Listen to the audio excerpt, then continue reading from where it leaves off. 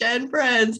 I'm your host, Cheri Hudson Passey from Carolina Girl Genealogy, and I've got a fabulous panel that I'm actually going to introduce this time. We've got Laura Hedgecock from Treasure Chest of Memories. Hello, Laura. Hi, I brought a friend with me tonight. We're so impressed. My dogs, but I thought I'd let him sit in on the. I love it. I love it. We've got Mary Kircher Riddy from NKR Genealogy. Hi, Mary. Hello. I'm glad you're here. We've got our archive lady in the house. We've got Melissa Barker. And you also write for, the name of your blog is? A genealogist in the archive. So go Google it. It should be the first one that comes up. But glad to be here. Glad to see everybody. Yeah, and also don't forget that everybody's contact information is on our YouTube channel and on the blog post. So, find everybody. And last but not least, we've got Mr. Dan Earl, our family history guy. Hi, Dan. Hello. Glad to be here. I'm glad to have everybody here too. And I'm glad to remember to introduce you. I get so excited about these episodes of Relative Rates. We are on the chicken has got to be quiet, Laura. Oh gosh, day 4 was so much fun. It was so much fun. I really, she's got this chicken, and we'll get to the chicken in a minute, but I really love this challenge. I think it was one of the best challenges I've had in a long time. So I'm so glad you brought your chicken. I was excited for each of the teams as they were leaving day 3 to go into day 4, because some of them got some really cool stuff. We got pictures letting them know they had siblings. We had gifts. Team Black got the Leighton got the little bracelet that was made for her, and Kyle got the keychain. Was it a key? No, it was a knife. It was a little Swiss Army knife. Yeah, which I thought it was meant to go on a keychain. Yeah, I thought that was so great. And he said that, it was the Grand Canyon, and he said that's on my bucket list. And so I thought that was fun, because how would she have known that was on his bucket list? So I thought that was really cool. So we just had, wonderful things as usual given to our teams as they left the places. Is there anything that anybody wanted to talk about with that as they left? No, Tiffany. Well, Team Red, they went fishing with their uncle. Yes. Yep. And he gave her that photo of her mom. Yeah. And also a candle that had a really nice scent on it. So it was very beautiful. Touching for her. Yeah, it was beautiful. And then I did love that they had, I don't know, just fishing just seems like such a family thing. Right. Oh yeah. And it was like a really chill way to, and then they go into high gear. Yeah. And then we go to high gear, but the candle said good things take time. And I thought that was really special. And Tiffany did say, this is the right time. Any other time, this probably wouldn't have worked out, but this is the right time for me to find my family. So and as hard as it was for her uncle to give her the bad news, that's probably going to be a bond that they have. Oh yeah. I agree with you. Team Green got a picture too, and there was an extra person in that picture. Yeah, there was a boy that she's saying, this must be my brother, But I a don't know, full-blooded brother. Yes. Well, yeah. Here's the thing about. Did anybody notice anything unusual about that picture? Maybe it was just me, but he looked awfully far from the mom. And so I'm wondering if somebody was cut out, because he was way far back over here. And I'm like, but it might just be me. But his hand was on her shoulder, though. Yeah, but you know what I'm saying? It just looks like there should have been somebody in the middle. Maybe they had to. Maybe little photoshopping going on there. Yeah, that's what I was thinking. That looks a little, but that's just me being suspicious of what might be happening on Relative Race because of things we've seen in the past. Your mind messing with you. Yeah. And then of course, Team Blue is out doing their little dance stuff again, because they were saying every time, in the mornings we have a dance off. They didn't show the dancing, but Kareem had just said that. And so I thought that was really kind of fun. But I also loved that Kyle and Kareem both said, just as we're having fun, Dan has to go in and ruin everything by sending us a text message. That was really funny. So Dan, stop messing up their mornings, right? So I thought that was great. Well, it's kind of nice. I mean, the first season or two, they had them, I mean, because they had to make it all the way across the country. I mean, they were like on a forced march, having to drive, exactly like 8 hours or, 10 hours. And absolutely, this, it's, I mean, an hour and 15 minutes or maybe 3 hours or something. So there is a lot more time in the morning to be able to bond a little. Right. So they get out and they get going, and then, Team Black had to choose the penalty for the day because they had won on day 3, and they were given the opportunity to give one of the teams a penalty. And, so everybody's like, oh, it's going to be me, or it's going to be me. Red team was sure. And I was kind of, it's going to be red team because it makes sense, right? It makes sense because they didn't. Well, it makes sense for a lot of different reasons, but it keeps everybody on the show longer. Right. And also because if you penalize one of the other ones, that gives them 2, which means that that show they could have gotten out. Exactly. You don't want to do that. Exactly. So they'd make their decision and they send out the group text, and to everybody's shock and surprise, they were allowed to not give that penalty to anyone. And that's a first on Relatively. Did you just see everybody? They're like, can they do that? Can they do that? Can they do that? I know, because it's never happened before. And I believe I remember on other seasons they've asked, can we not? And they've told them no. And for some reason, I might be completely off. It seems like JD and Jen had asked that at one point, if they could not give. I thought so too. Yeah, and they were told no. And so I like that gives them a choice to either give it or not give it. I really liked that. So, and what they said was, you know what, $50,000 is a lot of money, but in the end, this is about family. It's not about the money. You can spend that $50,000 and it's gone, but those family connections last forever. And so I thought that was so great that they did that. I thought it was wonderful. I don't want to speak out of turn, but that is the prize for next week too, is to give a penalty. So did they make that be the prize since it didn't happen on this week, or did they always intend it to be 2 weeks in a row of? Now pressure's on whoever wins, right? Pressure's on for day 4 to what to do. I think they had, unless it was just the way it was edited and cut, but it seems to me that all 4 teams had the hardest time getting anywhere on this particular day, trying to not only find the parks to go play do the challenge, but to find their relatives. So I thought it was interesting. Well, and Team Blue was kind of mispronouncing the street name. See. Oh, yes, I see what you're saying. So and I'm wondering if people would have recognized it if they'd been saying it properly. Yes. I mean, she said it like it was spelled with a long O. I forget what the word was, but it had a long O. Oh, because it had an E at the end of it. So she thought it was a long vowel, but I think it really was a short vowel. Yeah. And she was running in everything, Domino's Pizza Place and all sorts of things. But I also loved, they're the ones in the car that are singing and they're having a good time that they're showing us. So I like watching them in the car. I think that's really fun. Really, really fun. And then they showed a clip of Team Red where she's trying to feed him, but she keeps jerking it back. And so I thought that was hilarious. It was hilarious. And Team Black still doesn't know north, south, east, because they took off and she says the directions. He just goes, okay. So next season, put a compass in the car or bring one with you if it's allowed. That's probably the next thing they're going to disallow. Is a compass. No compasses. I think that's kind of funny. I mean, he had the whole map upside down. To notice that the writing of the town names was upside down, hello. I don't know. I know that was kind of funny.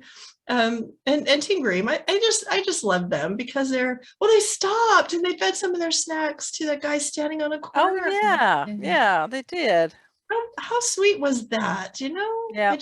I just really loved that. So I know it's interesting. I was talking to my daughter about this because my daughter really loves watching the show, and said, you start on day 1 and you watch the little videos and you try to get to know them from that. But after a couple of days, like, we had day 4, you're really starting to get to know these teams, and they're getting into your hearts, you know, and their stories are getting into their hearts, our hearts. And it's like, we don't want anything bad to happen to any of them. We want them to go all the way, you know. And it's amazing how we feel so attached after just a few, these people that we have no idea, we've never met them, you know, they're complete strangers, but we just get sucked into their story, and we all feel like they're friends, you know. Well, in a lot of ways, their stories are also very universal, like this looking for family, this longing for relationships. It's something that absolutely resonates. Oh yeah, exactly. And even if you're not in that position, you know, you don't have never looked for a biological family, you can still, those family ties, when they meet one another and those connections, we can still relate to that, you know, those family connections. So this was a really, I think the connections, not necessarily all the connections, but what they learned from each of those connections, I think was particularly powerful on day 4. When it came on about day 4, it said that Rochelle was going to meet her closest relative yet. And I thought, okay, she's either meeting her dad or she's got siblings, you know, because that was kind of a little hint. And she met a sister. And you know what was so sweet about that is she says, I don't have a sister. I've always wanted a sister. And her sister said, I love that I'm your sister. And I was like, you know, it was so sweet. It was so sweet. I loved that connection between the two of them. But then when they got inside, she was able to ask her, okay, if you're my sister, you're my sister on my father's side. So that's where we're half sisters. What's my father's name? And so she found out it was Barry. And so now she knows which of those brothers is her father. And she really was, the sister was talking about him in very much the present tense. Yes, I noticed that too. So thinking, okay, all right. Okay, she probably gets to meet her dad. yeah. That one made me feel really good to hear. Yeah. So that was a real sweet, a sweet reunion. I love the way they accepted each other. I thought that was really sweet. And I loved, I mean, just watching Kareem just look at that reunion there was just beautiful. Oh yeah. And he keeps saying, you know, her family, her adopted family is supporting this. We want her to go on this journey. We want her to find her biological family. And so yeah, he's just as emotional and just as invested in this as she is, and very protective all the time. He's got his arm around her, and he's, you know, he's making sure that she's okay and that she's protected, which I really love. I love that. Oh, he makes me want to have a big brother. Yes, a big brother cousin. A big brother cousin, because that's what he is. He's a cousin, but he functions as a brother. Yeah. So sweet. Which team do you guys want to talk about next? Anybody want to? They're all so good. Let's throw it Team Black, because that was quite a story. Yeah. So she met Jill, who's her cousin on her mother's side, but she hasn't met anybody or know anything about her mother's side yet. Yeah, exactly. And then she found out some wild information there too. She did. She found out that her mom was a twin, and the twins had been taken from their mom, so her grandmother. She found her grandmother's name's Angie. She saw pictures of her grandmother. Yeah. But the twins, which includes her mom, they were taken and probably put in foster care for a while based on what they were saying, but they went to an adopted family. And it doesn't sound like it ended well.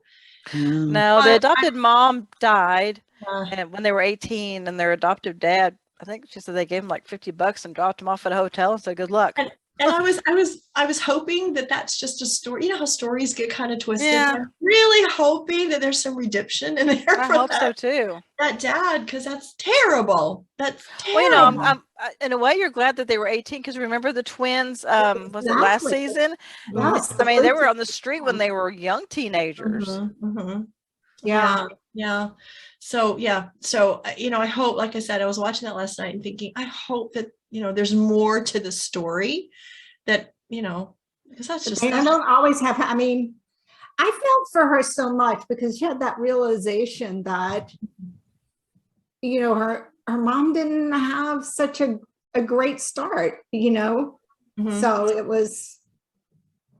I thought it was really touching to. Yeah, me too. So I and I think the same as Mary was saying, most of talking about her was in the present tense. So I'm hoping See, I I didn't pick up on that. That's great. Yeah, because you'll notice, and sometimes I'm wondering if they tell them to be careful. I don't know. It would be kind of fun if it was allowed to be able to ask a relative what do they tell you can say and they can't say, and because I think a lot of them, we talked about this before, I think a lot of them know more, but it's not their job, it's not their day because they have to go on to the next place, and so they can't give too much away because then That's probably very hard because oh gosh, you have to understand what you can, and like you can't spoon feed them, but you also can't reveal everything. yes, because they're what would be the point in the 10 days if they got to know everything, at the very beginning.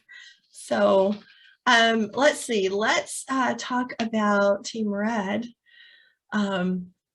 Tiffany, she's I and you can tell that, and it hurts my heart as an adoptive mom. It hurts my heart when they talk about things not going well, and she wants her identity, and I understand that, but it almost has sounded like from the beginning that things just weren't so great with her adopted family, and maybe that's the case, or maybe that's just the way it's coming across, the way the editing is, but she just really wants to find that information, and I don't blame her, but there's that longing to find her biological parents, and because she knows they're older and she's been looking for years to find this information, and so she did. Her cousin that she met actually showed her a family tree, and there is, or I'm thinking of Team Green. Am I No, it was Team Red Okay, got the family tree. Yeah. Okay, yeah. Yeah, Sometimes I and- start thinking, second guess myself. Yeah, go ahead, Mary. Yeah, well, they had, the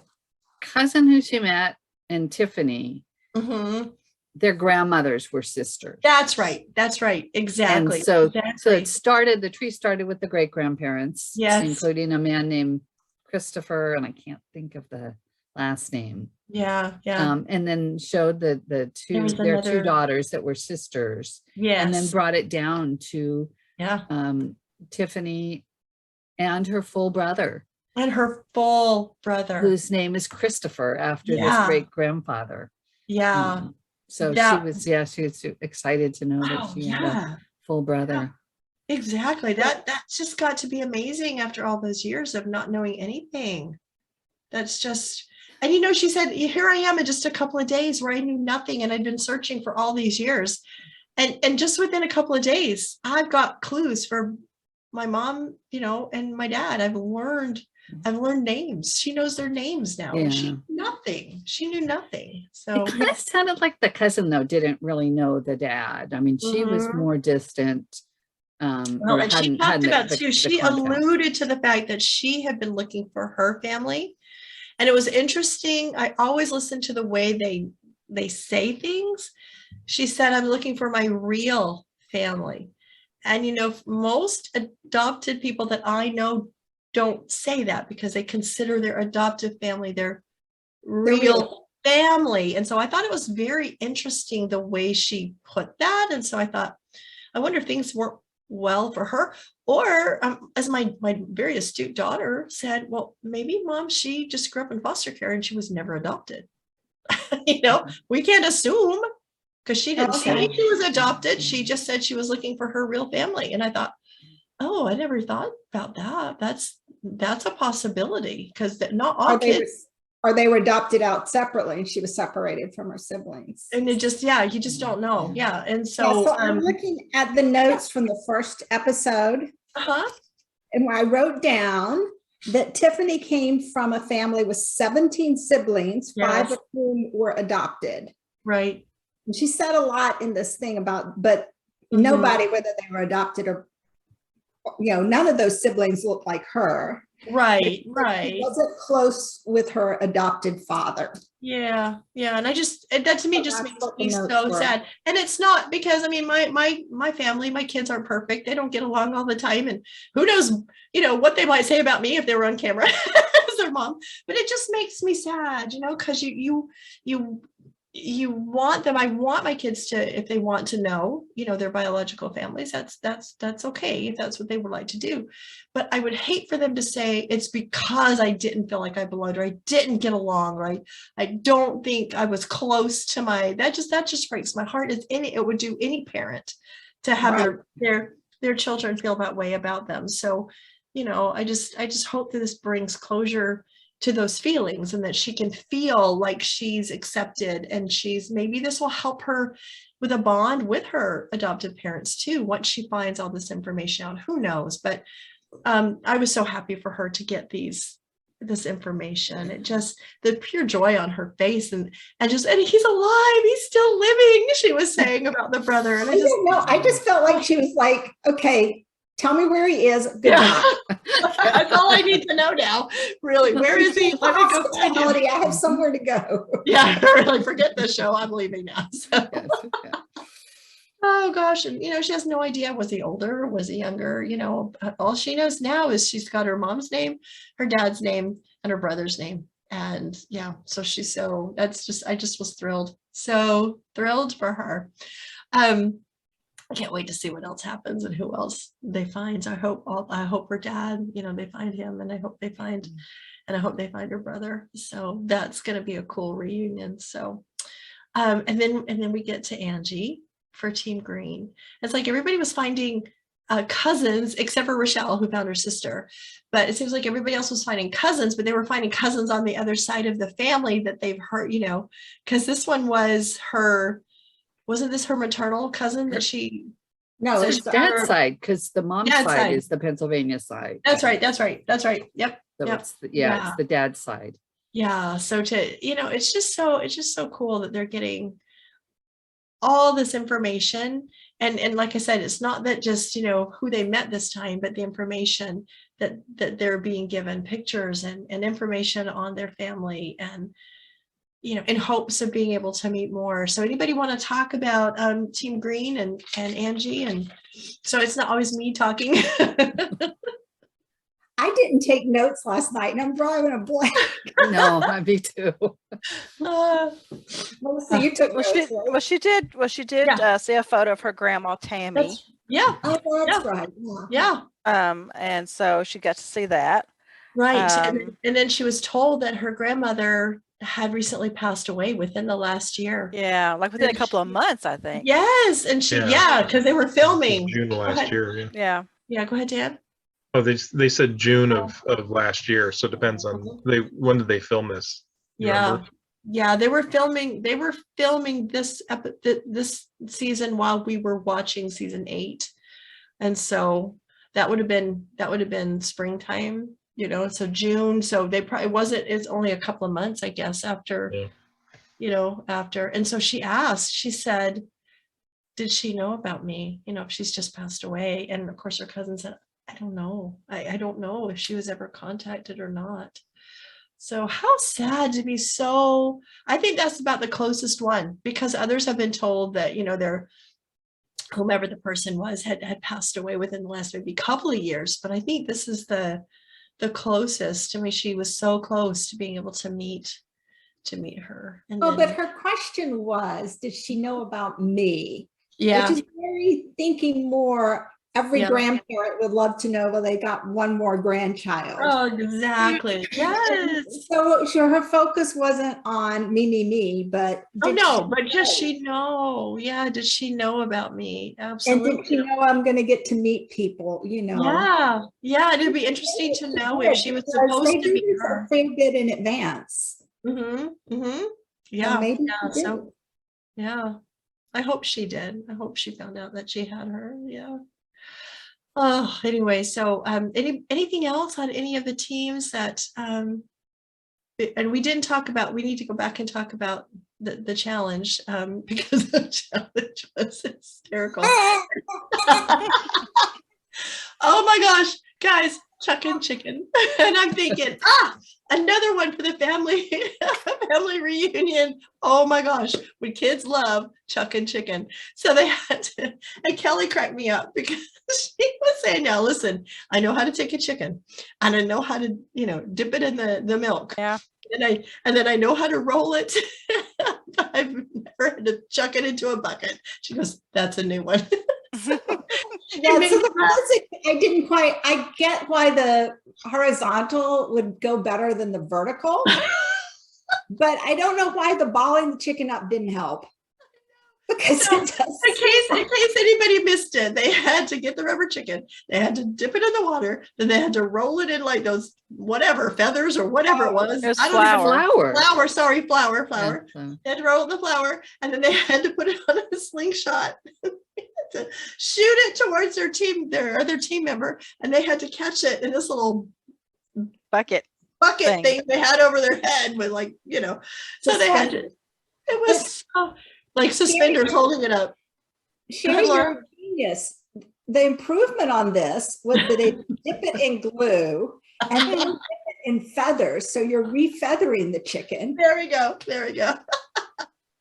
So they're getting filthy. They are getting completely wet and floury, but they were having, I think even the teams were having, and I've seen some of their pictures they posted, and they were saying this was so much fun. It was so much fun. But they would take it and they would just calculate, and they would let it go, and it would go so funny. It was so funny. But yeah. And then they had to get 6. So each team member had to get 3 apiece, and then they would have to hang them up. And then once they got their 6, they would ring the dinner bell. And that showed that they were done. So some of those techniques, Kelly's wrapping it in a little ball, trying to put the feet, she's folding it up and trying to tuck the feet in, thinking, and it just landed straight on the ground. So that, to me, that was one of the funniest ones they've ever done. But I was concerned that they were then leaving to go to their relative's house, and I thought surely they'll let them put on a clean shirt, but no. Well, no, one of them, they did. Team Red or somebody said we changed, but we're still dirty or something. But a lot of your relative commented on it. Yeah, well, yeah, but the relatives saw it. That's what I'm trying to say. Well, they saw what looked like paint on the arms, but the shirts were clean-ish. Yeah, so funny. It was just so funny. I can't even imagine it. Can you imagine you're expecting these people to come to your door, and you open up the door and you're like, what in the world happened to you? Yeah. So I thought that was, whoever came up with that one, I thought that was a pretty good challenge. So that one was a lot of fun, a lot of fun. So, and they were smiling and laughing, and you didn't see the frustration that you see a lot of times with the challenges. I think they were having a really good time doing it. So what I wish they would do? I wish they would tell us how long it took each team to do the challenge. I think that would be interesting to know. Yeah, that would be interesting to know. Yeah. Kyle swiped one of the chickens, and that's his mascot for the rest. I have a feeling we're going to see that chicken. Trip. Yeah, I think so too. It looked like everybody else was like, "Oh, why didn't we think to take a chicken?" Because they just wanted to get out of there. Chicken. That was so funny, and they were having so much fun when they were interviewing Kyle and Leighton about the challenge. Yeah, the two of them were cracking up. You can see they had so much fun. It was just really cute to watch them as a couple talking about their experience with the chicken. I mean, they were dying laughing, and so I thought it was so cute. So it didn't surprise me that Kyle stole the chicken. So they probably still have the chicken. It'll probably be a guest at their wedding. Cake topper. Yeah, the cake topper. There you go. So if y'all haven't gotten married yet, perfect. Dan is suggesting you put the chicken on top of your cake. On the cake, yes. Yeah, and just invite me. They made the Snickers bars if Deanna's making Snickers it. bars around. Snickers bars all around. Yep. A Snickers bar fort on the top of the cake. Yeah, because that's his side job. Is he's a wedding planner. So cake decorator. I wear many hats. Oh gosh. And then of course, here comes the other Dan, and he's got to give us the results, right? Yeah, Mary, go ahead. I gotta just have to say one thing about the other Dan. I'm always just watch with interest his expressions when he gets the city selfies. I mean, do you guys ever watch the smile on his face? Yeah. He's just trying to look all excited about these. Yeah. It's pretty funny. Yeah, I agree with you. It always makes me laugh. Yeah, that is funny. That is funny. I absolutely agree. But I still like, them telling Dan to stop screwing up their mornings, Yeah. Yeah. I thought that was so funny. I loved that. So they gather all together and they're on their computers, and we've got the teams meeting and sharing who they've met, and everybody just loved the fact that Rochelle met her sister. You could just see it, that they were just like, so excited. I love that they're so excited for each other. And again, I've noticed this year they're all wearing, instead of, it started out they were only wearing, the teams would only wear their color bands, and now it's morphed into they wear every color, and I love that because they're supporting each other. So calling each other cousins. Calling each other cousins. And the teams are all, a lot of them still meet, from past seasons. And people that are on social media that follow any of the teams know that season 6 just got together in Las Vegas. I mean, they just had a weekend together, so they're still meeting. Anitra and Paul couldn't be there, so they were carrying little stick figures. So I think it's just wonderful how they bond and they still hang out with each other, and keep that connection going, because it's unique. It's a unique journey that they've been on, and nobody understands it except for this group For them. Yeah. So I love that they do that. But here we go. Yep. Here we go. And so 60, what did they say, 60 seconds between first and second? Yes. I wonder if that's a record. I don't know. It's awfully close. He didn't say it was a record, but I don't know. But can you imagine 60 seconds? And can you imagine if you are, you come in second and you're thinking to yourself, what did I do for 60 seconds? What could I have changed? 60 seconds. What cost us that 60 seconds that we didn't come in first? But I think that I wouldn't, as long as I didn't come in last on day 4, I don't know that I'd want to come in day first, because they were going to have to do another penalty. Yeah. And I don't know that I want that. I just wouldn't want to get a strike and let somebody else, because again, like we said, whoever came in first on day 4, it's a selfie. It's a penalty with a selfie, which is going to be interesting how they, but we don't know what they would have done. I would like to know what penalty would have happened had Team Black given the penalty to one of the teams for the chuck and chicken. I mean, what would they have had to do? Stand back farther, or because it was supposed to be a penalty? More chickens. Real chickens. You have to use real chickens. I mean, I don't know what would have been. Might have something to say about. So what it would be interesting. I wish they would have told us, what the penalty would have been, what they would have made him do. And so, they go through if somebody else go through the results. Who wants to go through the results? Anybody? Team Red came in first. Yes. And so they came in first. Yeah. And then I was going to say real quick, I loved that that Tiffany said, "Oh, we can't give the penalty." And he's like, "We're going to sleep on it." Yeah. Black's in one. Yeah. Go ahead. And then Team Black. Yeah, Team Black came in second. And then they made a big deal with, I can't even remember what they asked Rochelle. I thought Blue came in second. Oh, did they? Yeah, I believe so, but I thought maybe anyway. No, Blue came in second. Blue didn't come in last. I'm going to stop here and let's. No, you're okay. Talk to my chicken and let you. Chicken.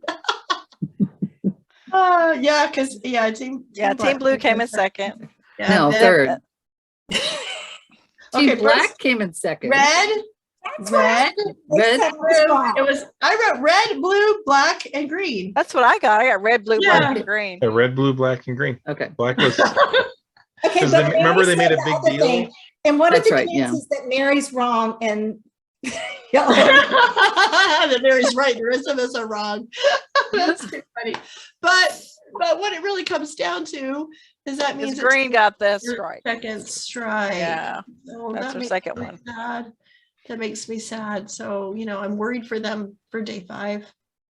Yeah. Although they had the best attitude, because They she said, did. Oh, They did. "We could, and if someone else's absolutely. best is better, that's just what happened." Right. And Right. that is such a good way. I mean, because it's things out of your control. Oh yeah. Oh, it is. It's not what out it of your is. You control. just move forward. It is. There's so many things out of your control. The challenge is really out of your control. You're driving and who, if you can find the addresses, your traffic, all that kind of stuff. It's out of your control. And we've talked about this before in the past over and over, but it's amazing to me how many people that live in these cities that don't know where anything is. It's because we're all used to doing it on our phones anymore. I guess. I don't know what it is. I think part of it is like when you grow up, the city I grew up in, Spartanburg, South Carolina, I couldn't have told you most street names. I knew you went to such and such building, you turned left, and then you went to that intersection. But Exactly. I think that's what it is. But they went to, where did they go to? There wasn't a post office, was it? Well, they went somewhere where they deliver.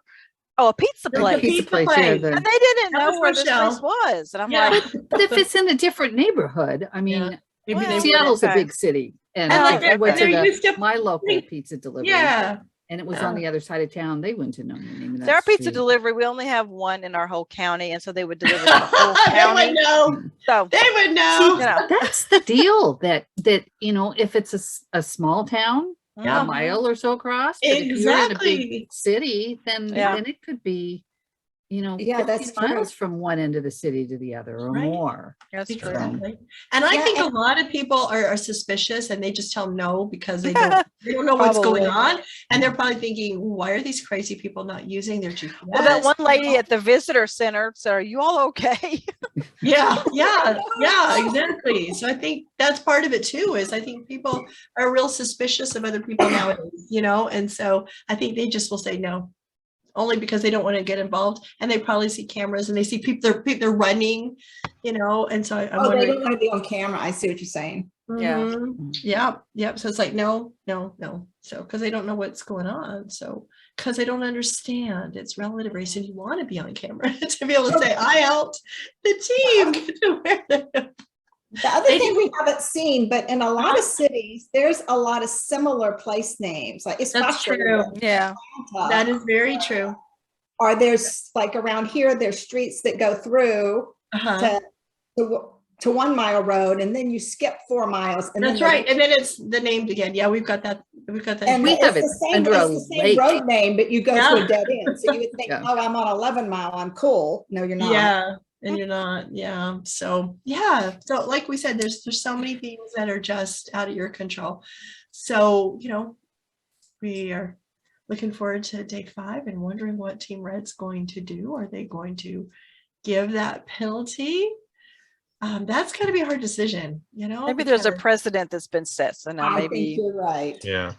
Yeah, because it's going to make you look really bad, I think, if you do it. But then what's going to happen is from now on, if they do penalties on any season from now on, that set up any future team for thinking, oh my gosh, if I give the penalty, I won't look kind and I won't look, like I'll look like. Yeah. Sorry, Laura. Situation. So if it's in another season and a team that has 2 strikes ends up in a position where they can give a penalty, they've got more at stake. Yeah, that's true. And depending on the situation, it could become. Yeah, I get you. Yeah, that is different. Yeah, there is $50,000 and that's about people. And even not for the $50,000, but to get to stay one more day and meet another relative. Exactly. If you're going to bomb out on day 5, and you could maybe get one more in. Right. Exactly.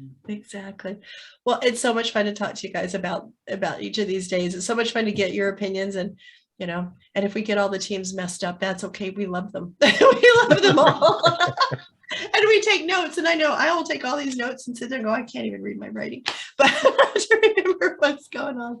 But like I said, just by now I've fallen in love with all of the teams. I don't want to see anybody go home. I want to see who they're going to meet. I feel for all of them. I love their stories. And so I can't believe next week is day 5. We're going to be halfway done already with yet another season of Relative Race. So yeah, it's going fast. It is going fast. With that, is there anything anybody wanted to say? If not, Go ahead, Melissa. Did you want to say something or? No, I'm just clearing my throat. Thank Okay, you. it's fine if you do. All right, everybody. We will see you next time on GenFriends and talk about whatever happens, who's behind those doors and who gets us right. Day 5. We'll see you next time. Bye, everybody. Bye.